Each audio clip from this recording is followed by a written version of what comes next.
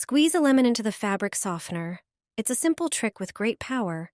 Pour your favorite fabric softener into a bowl. Choose one with your favorite scent. Add 3 tablespoons of baking soda. It softens the water and helps with cleaning. Now, the most important part, lime. It's antibacterial, refreshing, and smells wonderful. Cut it in half and squeeze the juice. Pour everything into the mixture and stir well. When a gentle foam forms, you know it's starting to work. Add 200 milliliters of water. Now, prepare a bottle with an applicator, one that makes applying the liquid easier. Pour everything inside. Take it with you to the toilet.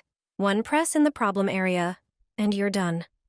Wait a moment for the ingredients in the prepared solution to start doing their job.